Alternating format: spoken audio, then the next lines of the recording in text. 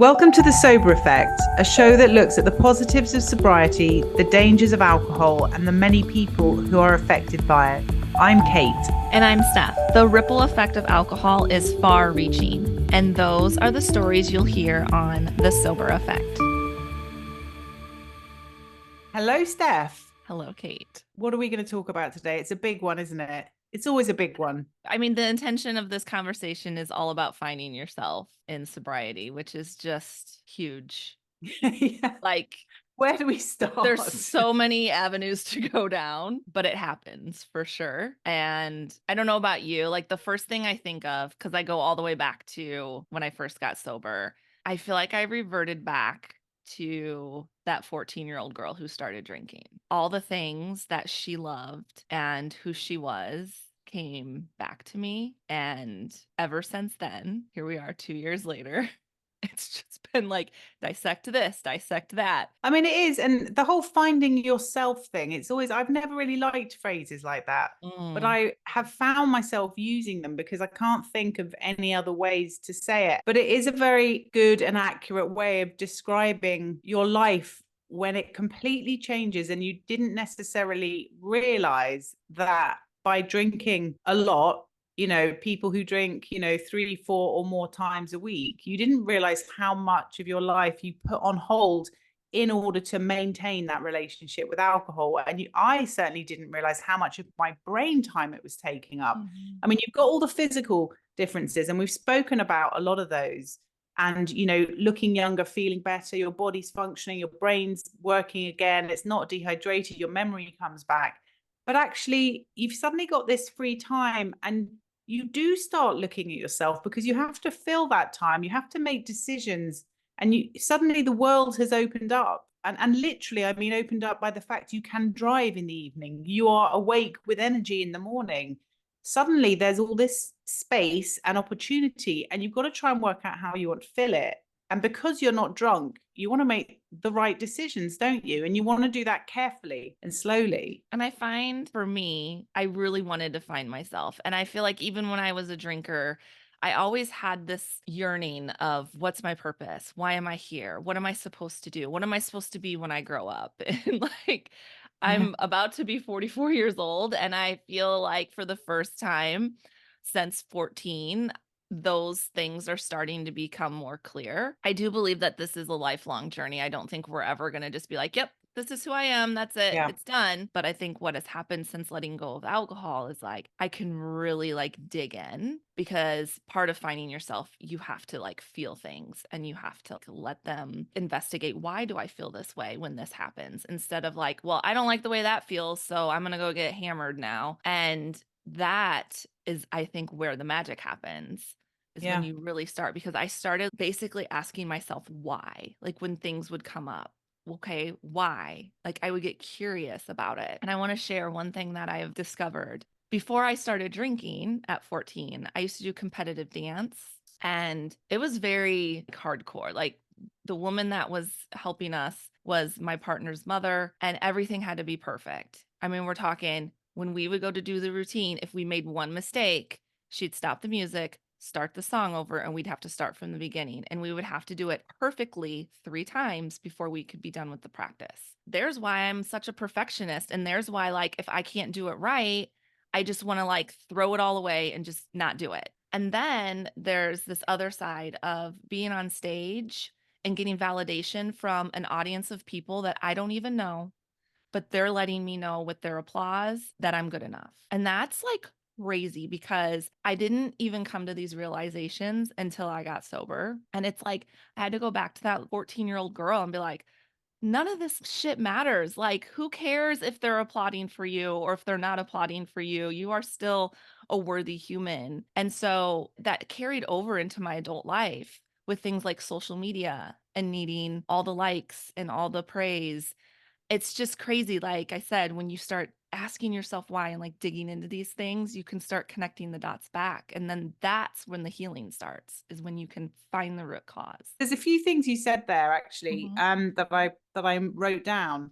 One of them is like thinking about who you want to be when you grow up. There is no limit.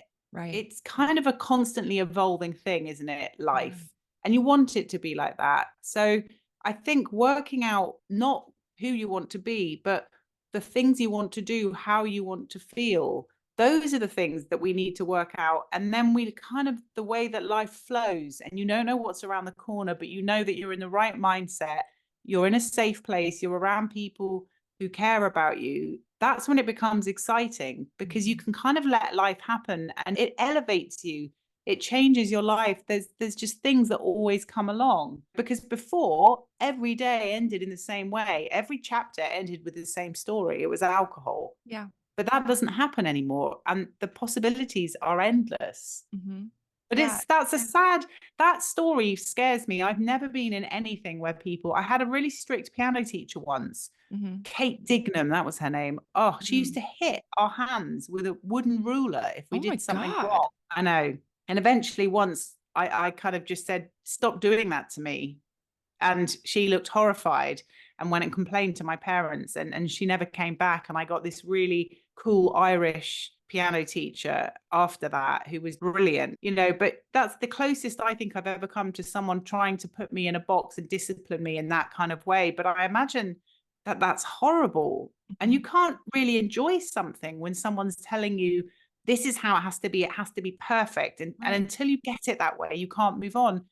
Life isn't perfect, and that makes me sad to think of little Steph Oh, I being know. made to do that. Yeah, it I makes bet me your sad daughter too. never did anything. Did she do stuff like that? Did you kind of push her in that direction, or did you learn from it, I or think what I learned from that was to not be that way with her and to let her like she didn't get into dance, but she did get into competitive cheer and gymnastics. And so same kind of thing, just different side of the coin. But I definitely was extremely aware that I did not want to be like that with her because it did make me hate it. And I was actually really good. I was really good. But by the time I was 14, I was so burned out and I was so like, I just didn't feel like I was good enough because yeah, I know the intention now as an adult and I can look back and I can forgive this person.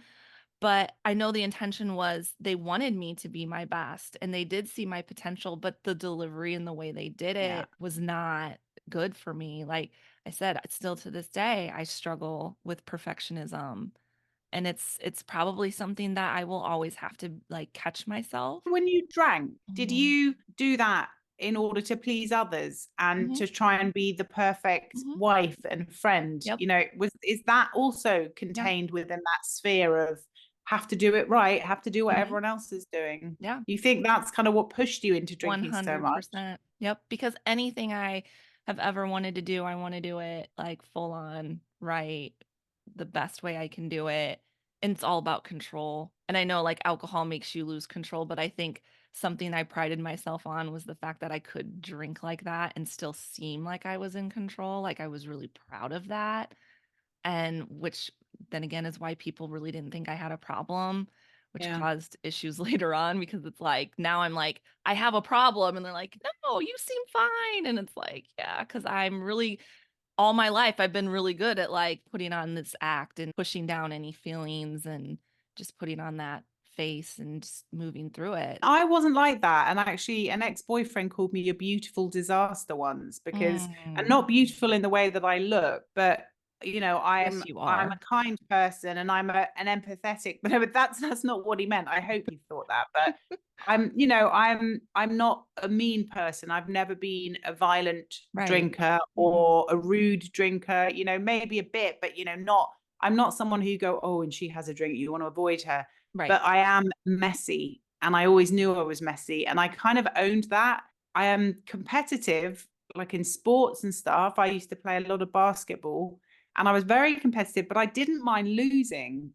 because I always thought, well, someone has to win, and things aren't going to be perfect. So I'm very different. I've always thought you don't have to reach perfection because I'm reaching my unique place in whatever I'm trying to do. As long as I'm trying hard, I'm doing okay. And I cannot imagine the amount of pressure that trying to achieve perfection would put on someone. Mhm. I mean, it's almost like you were living in a kind of act Yeah. and constantly pulling yourself up on things and tearing yourself down for things. It's exhausting. So, what's changed then? How has your brain and the way that you function and the way you deal with things changed since you stopped drinking, do you think? Yeah, I'm learning to embrace. I have always had this fear of failure, but I'm learning to come at that at a different angle, that it's not failure. There's no such thing as failure because if something doesn't work out, then there's a reason it didn't work out. And I can actually learn from that and go in a direction that's actually better for me. Because if something's not working out, then it wasn't meant for me. And that's okay because there's so many things to do in life. Because that's like one thing that I've always struggled with is the fact that like I have tried so many different jobs, I've tried so many different hobbies, and I've always seen that as a negative thing.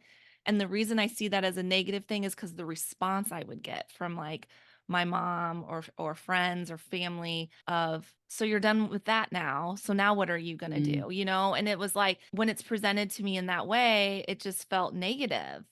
But now I'm learning that that's actually a really cool thing about me. The fact that like I can learn a new skill very quickly. You know, I'm interested in it. And yeah, maybe I get bored with it, but that's okay because that means throughout my life, I'm going to learn so many different things. And that's exciting. And so that has shifted big time. When I was a drinker and I would switch a job and try something new, there was a lot of shame and guilt that came with it because I felt like the last endeavor, I failed at it. I just wasn't good enough to do it because I couldn't do it perfectly.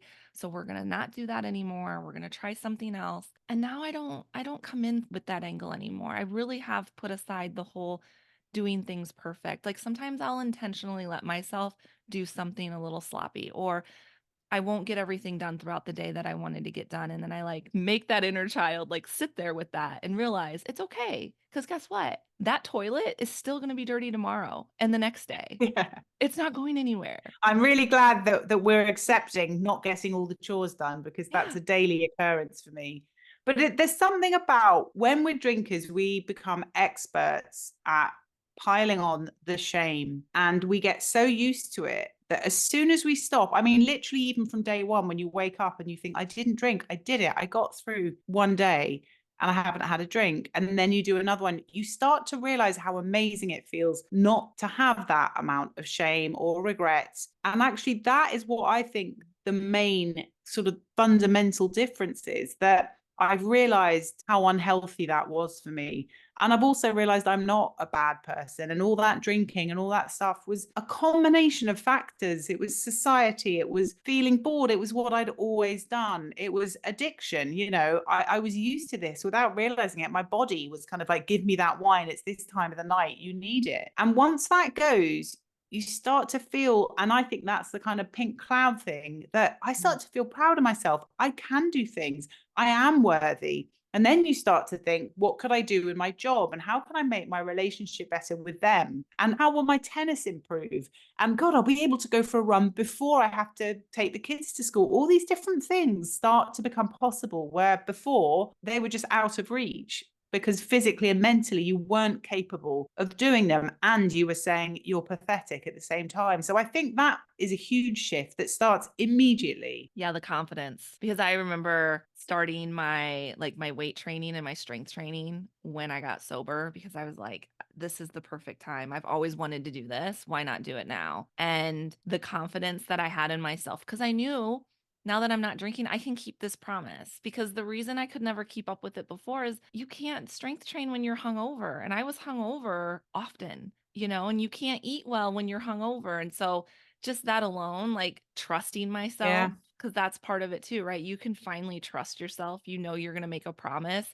and you're not gonna go out and get drunk and ruin it. I mean, how many times on a Saturday was I like, "Ooh, tomorrow I'm gonna get up and I'm gonna go walk 5 miles," and then 12 hours later, I'm smashed and there's no way I'm getting up to do that. And that all those times you do that, it builds up. You start resenting yourself just like you would Yeah. resent your spouse or someone else who made promises and broke them. Well, you're setting yourself up to fail. Yeah.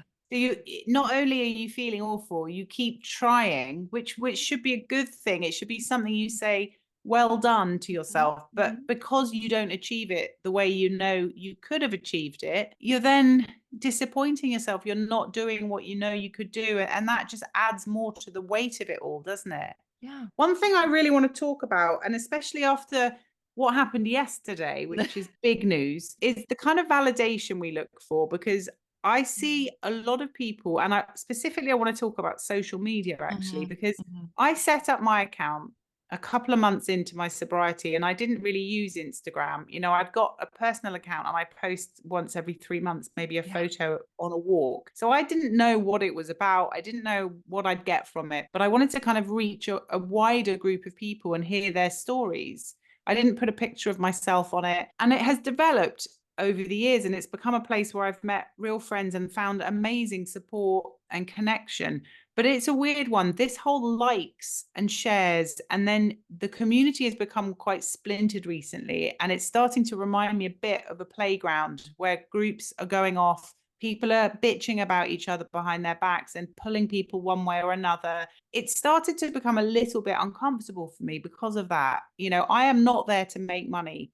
I literally have my account to share my story and hope that it will help people. But social media can have a really positive and a really negative effect on finding yourself because I think it's quite Yeah. easy to get quite addicted to it. And a lot of people say this.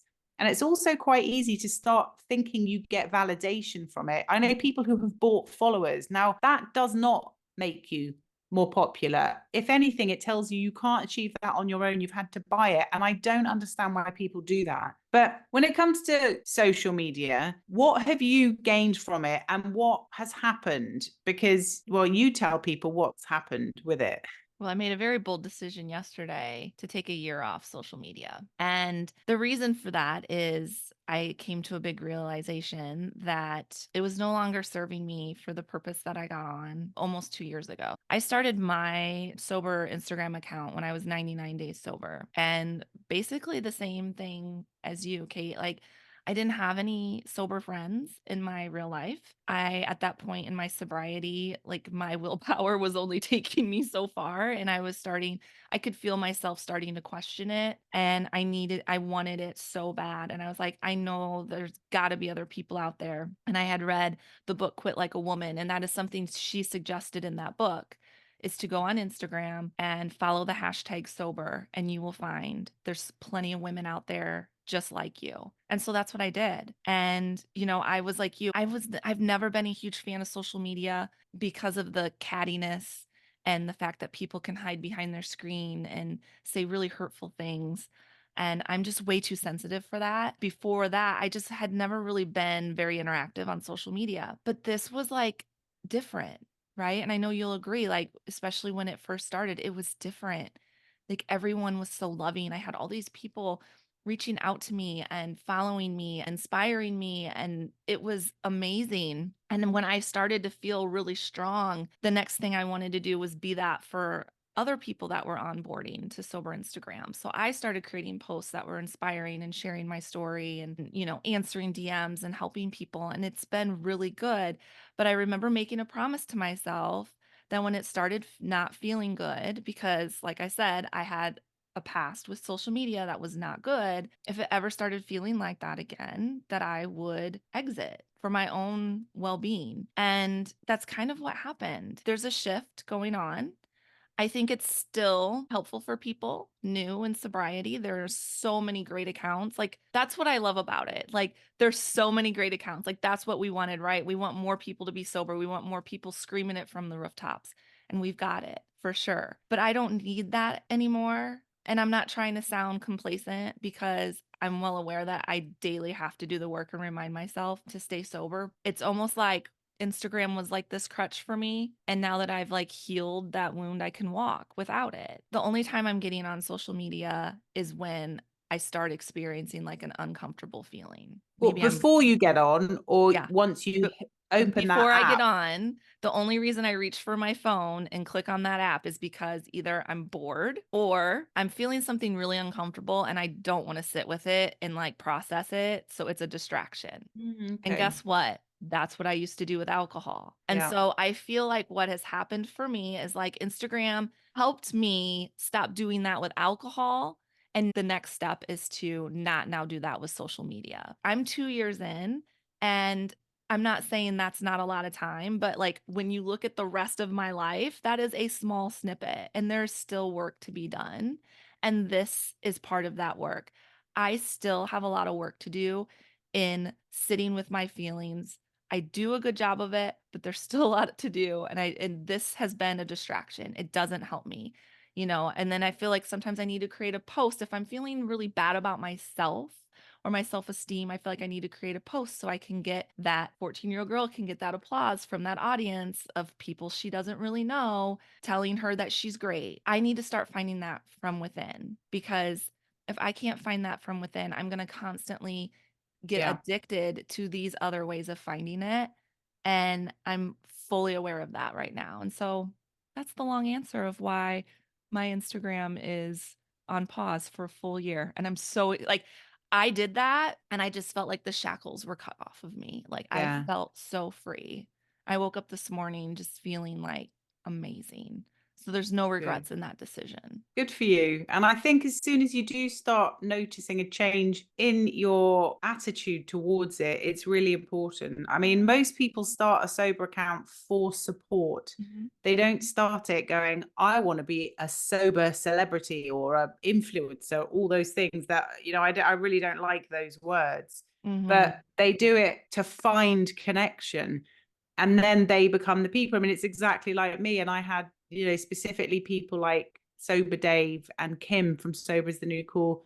And they were people. And I remember when they followed me back and yeah, DM'd me, I was like, this is like Prince Harry sending me a message. This is so cool, because they were so instrumental in my early sober months. And actually, I just had so much respect for them. I'm not thinking of leaving anytime soon, but I'm certainly noticing my relationship with it has changed, mhm, and because I don't make money from it, because I'm not a sober coach, I've got no financial gain of being on Instagram. I can come and go when I want. And that is quite freeing. And I think a yes, lot of people who are there and they have either collaborations with people and they've promised they'll post every day for a month, or they've got to do certain things, I think that could become quite exhausting. mhm, But for me, it has been useful, and it really has helped me find my identity, because the people on there and the stories on there have shown me how other people have progressed. And it's almost given me permission to not make my thoughts feel like they're a selfish thing. I think you can go down the rabbit hole with social media. And if you look at your phone and how long you've actually spent on it, you'd yeah, probably be shocked. It's very healthy to step away from it every once yeah, in a while. And I did it this summer when I was in Africa for a month. And it was different because I started looking up and outwards a lot yes, more rather than down and at this screen. And it's one of the real dangers. And I think once you are sober, you have this time, you're going to look at your phone, you're going to do a lot of scrolling, but you've got to be really careful you don't get addicted to something else mhm. that's going to be damaging. Yeah, because I think there's this like, as you were speaking, I kept thinking of the word resentment. Like, you could build Mm. up a resentment towards it, and I think that's what was happening with me. Like, I was starting to resent it because I felt like it was just wanting so much from me, and Yeah. I didn't feel like that's what I wanted to do right now. And I'm not saying demanding as in, like, there's people telling me I need to post. Like, this is what I was Yeah. creating in my own Yeah. mind, right? Like, okay, I've got such amount followers, so I need to like keep the ball rolling, and I need to come up with some creative content that no one else is coming up with, and I need to answer these DMs, and I need to respond to every comment. When it starts becoming that and it's not coming from a place of like you need to do it to keep yourself sober, that's when I was Yeah. like, yeah, this isn't But for you're me not getting anymore. anything from it. No, And I'm that's not. that's like everything. We start to look at things and go, what am I getting from this? Whether it Mhm, is like a Tuesday night bowling club or mhm, Instagram or a relationship, doesn't matter how small or how big, it could be to do with eating white bread. It doesn't matter. You start to look at things and go, this is a massive improvement I've made in my life, this no drinking. What other improvements mhm, can I make now? That's what seems to happen with everyone.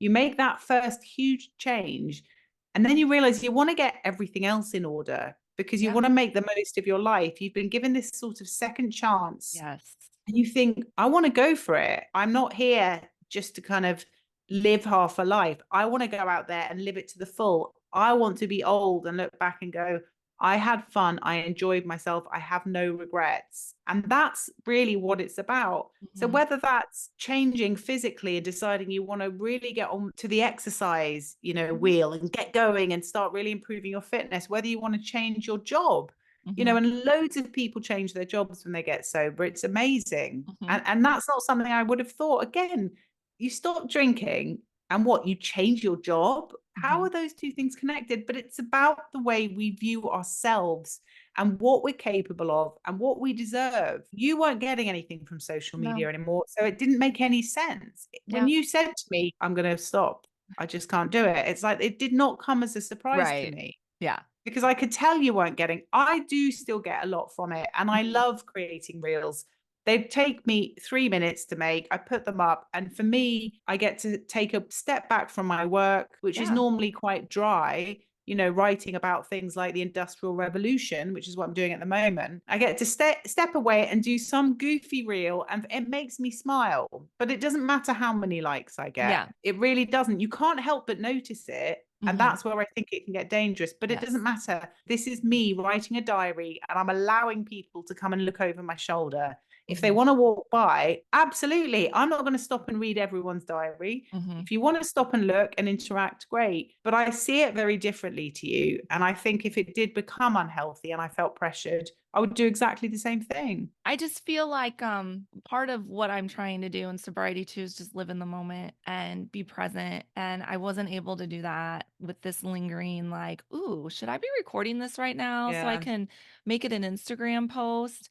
So, what I'm saying too is in sobriety, I'm really discovering things that I don't like to do. Like, you think you're going to find all these things you like to do, and maybe that will be your journey. But my journey has been more about discovering all the things I do that I don't like to do that Yeah. I'm just doing because that's what like society does or like other people do and they're enjoying it. So maybe I will enjoy it. And that's okay, right? It's okay to try new things, but I really want to be true to myself. You just don't want to become someone who ends up with nothing. Because Right. actually, I think you can become a bit of a recluse because I think a Mhm. lot of people who thought they were extroverts find out they're introverts. Yep. We start loving going to bed at, 10 o'clock or 8:30. earlier. But actually, it could be quite easy to kind of crawl into your cave Yeah. and go, I'm comfortable in here and I'm fine.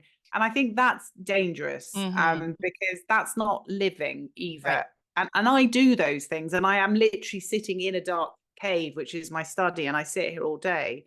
But I don't share things on Instagram about my life, which makes up 90% of my life. I talk about sobriety, but I have lots of friends. I do stuff. I've Yeah. got children. I've got a dog. I go on walks with my husband and the dog most days.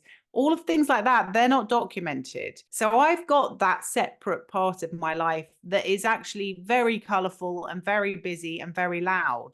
I'm a mother, I'm a wife, I'm a friend, I'm a professional. I've got all these different relationships going on. So I think for me, I know which bits I'm sharing. Yeah. And that's perfect for my sobriety. And some people will start merging between those two Yep. different parts of my life, and that's fine. But going back to the thing about being a recluse, I find myself sitting there and thinking, right, I've got an hour. I want to kind of think about things. But the harder I try and think about things, the more I just sit there going, I'm not thinking about anything. I've got books, I've got things to read through with inspirational quotes, I've got all of that stuff, but I'm still struggling a bit with actually eureka moments.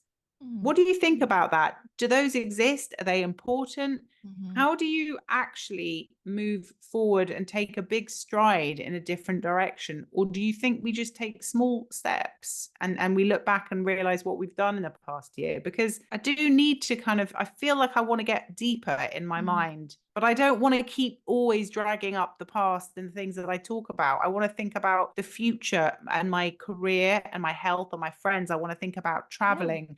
I want to think about doing more things with charity work. But I almost, when I stop and actually think, how am I going to do that? My mind goes completely blank. Like, you get hung up on it in a way? Like, you can't, I like, go know. any further on, like when I you say don't know how to progress because I've never mhm, done it. I don't know mm, what you like, what's do the first when you step? want to potentially change your career. So, I've got a great career as a writer, and I sit here and I've got lots of clients that I work with and companies, and I do lots of really interesting stuff. But I would like to work with people more. So Mhm, I can choose how much work I do. I could work 3 days a month if I wanted. or I could work 6 days a week because there's enough work there for me. But I want to do something else. But when I sit and try and think about what I want to do, what am I really interested in, I struggle to Mhm. make a list of two things. I struggle to make a list of one thing sometimes. And it's almost like I haven't got enough life experience. Yeah. And I have a lot of life experience, but it all revolves around partying to think, what do I want to do? I know exactly what you're talking about, and honestly, like, for me personally, what I've done is let it go, because I feel like anytime I sit and try to force something to come to mind, it's just, like, too restricted, and I have to just kinda have patience, and I have to kinda have faith that everything's gonna come to me when it's meant to, like, when I'm ready, and so if I'm not thinking of anything right now, then that means I'm just not ready. I sort of feel like I don't want to waste time now. Now that I've got my Yeah, shit I together, know. I'm like, I don't want to waste time. I've got energy. I Mhm, don't want to be suddenly 50 and then suddenly 60 and then suddenly 70. I kind of have got the energy. Just like when I decided to quit, I had this fire in my belly and I went, mhm, now is the time. I know it's a few days before Christmas, but now is the time. mhm. And I did it. And I've got that now, but I don't know where to run. I don't know which direction to run to. And I am confident in myself. And I feel like these 2 years have been about me learning to like myself, to love myself, to respect myself, to get used to this feeling of you're not doing anything wrong. You're not doing anything to hurt yourself. You've got to forgive yourself for all the stuff, all the embarrassments, all the dangerous situations you put yourself in, the shame of all of that. It's gone. I've dealt with that. Yeah, But now I'm this kind of like bubble of excitement, but I don't know where to go because I haven't grounded myself in enough places. And I think yeah. that's where I'm at the moment. Mhm. I'm really comfortable with who I am. I am more confident than I've ever been. Mhm. And that's scary because I've always been quite a confident person, but now I'm like invincible. I don't think I'm right about everything. I don't think I know about everything, but I know that how I feel is important to me. And it doesn't matter that I don't have to appeal to everyone. But it's that moving forward. And I think you've got to look first at all those things and sort those out. Yeah. And then maybe, as you say, something will come up, an Mhm. opportunity, and I'll be ready for it. But I'm almost like twiddling my thumbs, like I Yeah, could be doing more. And now I know that I can do some incredible things. I right. want to get moving on them. Yeah. Well, you're hyper aware now too, and I think you need to realize that, like, when the opportunity does come, like, you're gonna be ready to pounce on it. So maybe this Uh, is a time for you to kind of enjoy the peace, because yeah. I feel like sometimes when things are just still, it can make you feel uneasy, but I think it's also preparing you and, like, telling you, "Enjoy this right now because there's something really big." And Kate, for as long as I've known you, like, you're meant to do big things, and I think there is probably something big on the horizon. So just enjoy this calm right now, and you'll probably appreciate that later, that, like, I'm so glad that I didn't spend so much time worrying about what was ahead, Yeah. because I got to fully enjoy, like, this time and this time with my husband and my kids, because now I'm full on with this, and, like, Yeah. you'll see when you reflect why this was so Yeah. important, like, this downtime was so important. That's so true. Although if this is downtime, God knows what busy is going to be because I do feel like I don't have enough time in the day, mostly running around. If I find any more socks on stairways or cups under beds, I mean, honestly, I could be a full-time housekeeper. I feel How you. many t-shirts can a 14-year-old boy get through in a day? Anyway, that is a different offline conversation. But yeah, you are right. And there is something to be said for the fact that we've been living in this survival mode Mhm. where life has been crazy loud, la, and then crash, embarrassment, hide, apologize, drink, drink, drink, drink, crazy loud again. And it's been on repeat for 20 years plus. And when you're used to living in that, it can just seem to kind of get very quiet all of a Mhm. sudden.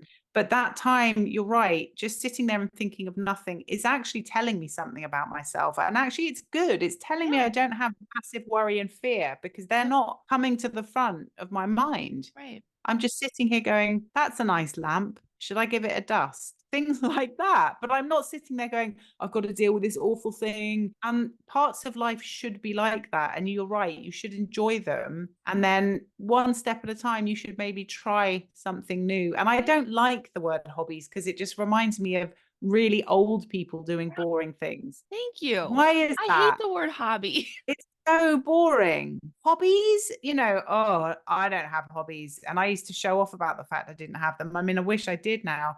But when you think about people who play the guitar really well, Yeah. or rock climb, or things like that, you think those people are so cool. But the word hobby just doesn't I fit don't even in. understand what the word hobby means. Cause yeah, I instantly think like basket weaving or That just is so true.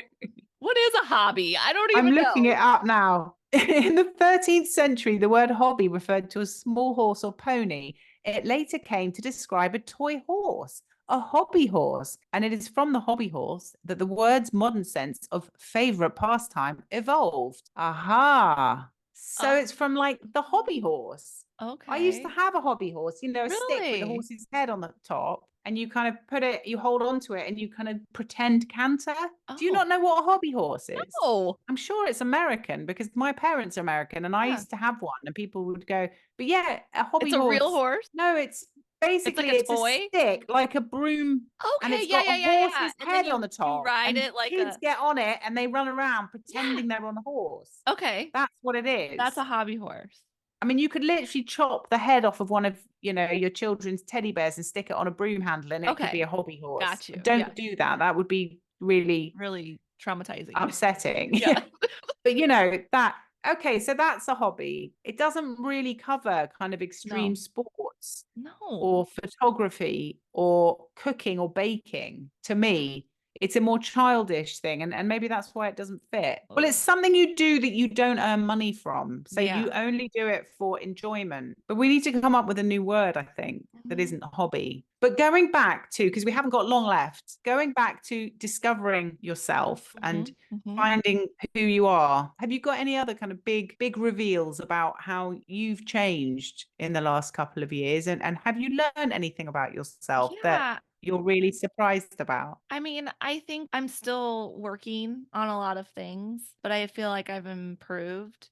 I think really what's happened and is still continuing to happen is just the discovery, right? The discovery of needing the validation, the people pleasing, and all of that. And then, I mean, I can share like things that I've done to help me work through that because that might be helpful for the listeners too. Because I've done talk therapy, I've done hypnotherapy. I actually just finished up a month of hypnotherapy. And I think it is kind of what catapulted this decision because I did some hypnotherapy to help me with confidence and self sabotage because those are, while I do feel confident, it's still a new feeling for me. And so the reason I did hypnosis, because this is how I see hypnosis, the hypnosis takes it to another level. So it's like, I know I'm confident, but I don't believe it. There's still part of my subconscious that doesn't believe it. And so the hypnosis really like taps into that part of my brain so that it now What, becomes a sorry, what belief. do they do in this? Do you go in and lay on a bench and they hold a clock Mhm. in front of you and they sort of say, Like a little spinny to thing. my look into my eyes, and then you're out, and then they sort of say run around, take your clothes off and run around the room pretending to be a starfish or something? That's what I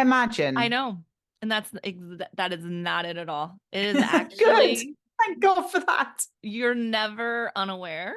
So you remember everything. They just put you in a very relaxed state. So you just lay back and I'm actually doing it through Zoom because the woman that I'm doing it with is in Canada. So I'm doing it through Zoom, which is even better because I'm in the comfort of my own home.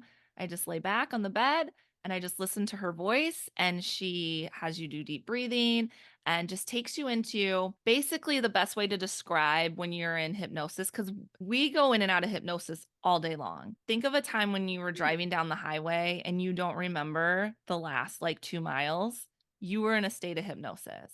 That's So, worrying me, Steph. I don't think so that's ever happened. No. that's never happened to you? Like, you're just driving and, like, you're thinking of other Yeah, things? I guess it has. Yeah. Yeah. Yeah, exactly, and you're just like, "Oh." But, like, if a deer would have ran out in front of you, you would have stopped. Like, Yeah. you're Yeah. still aware. So, like, I'm not in a space where, like, if my house started on fire, I can't move. So, it's not a feeling of, like, lack of control, you know what I mean? Like, you're Yeah. still It's in not like the control. cartoons where your eyes start Right. twirling. Yeah, and then all it is because you're in such a relaxed state, that subconscious part of your brain is more alert. When you're that relaxed, that's when your subconscious is more alert, and so anything that she says, you absorb it more. And it's just a lot of positive affirmations. And then it goes into like, she has you like at one point I had to go into a past situation and I had whatever came up for me was what I needed to work on.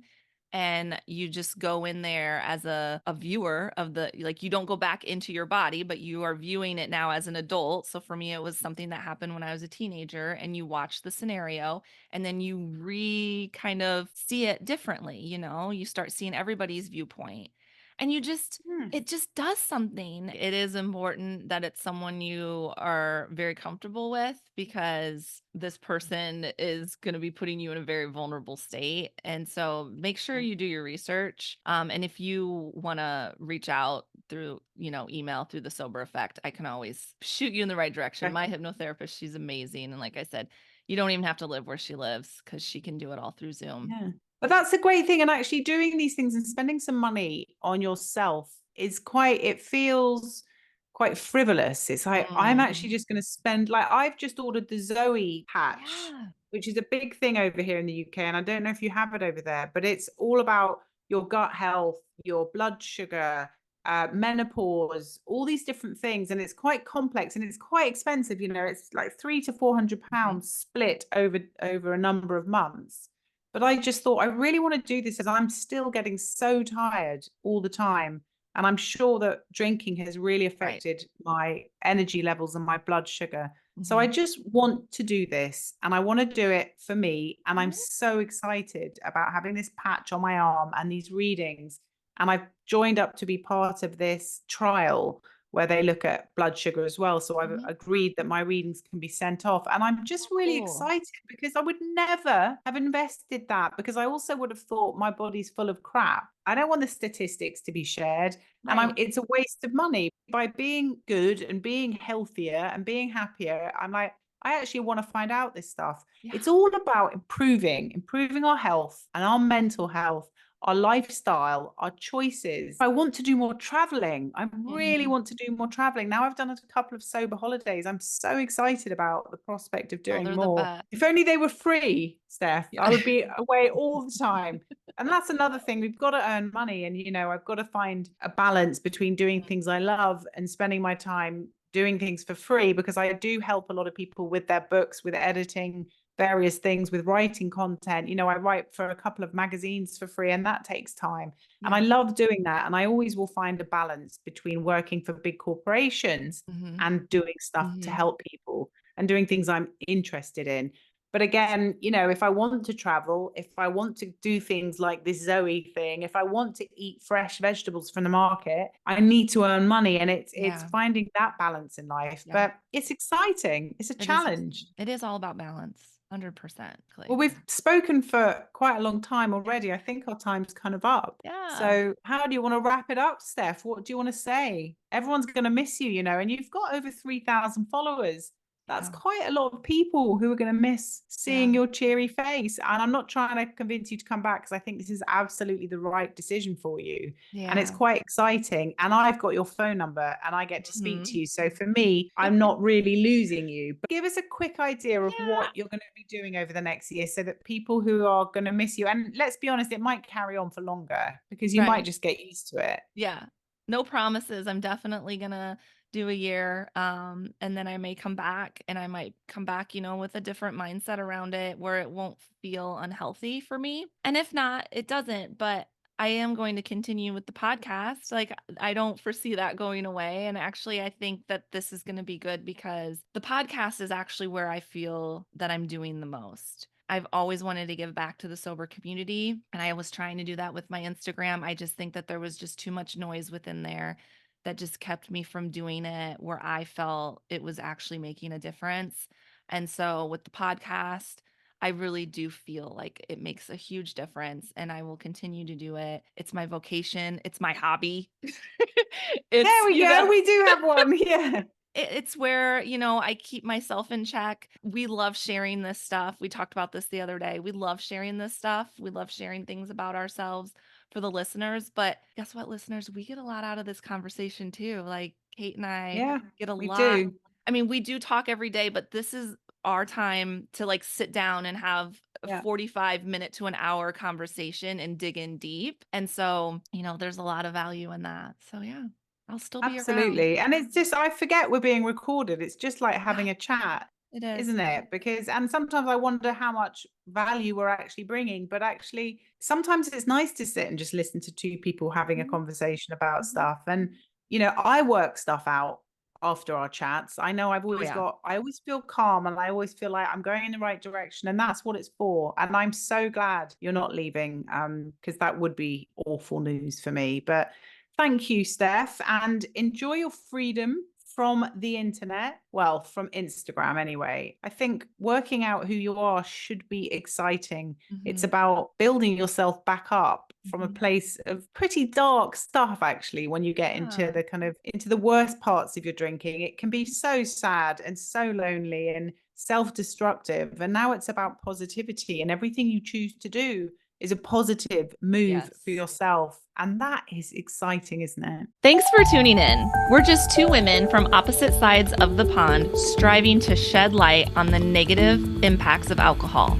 Quick heads up, we're not licensed therapists or doctors. If alcohol is seriously affecting your mental or physical health, seek professional help. And don't forget to hit that follow button to catch all of our future episodes. If you think our podcast could make a difference to someone you know, share the love. And hey, leaving a 5-star review will really help the Sober Effect reach more fantastic people like you. So thank you.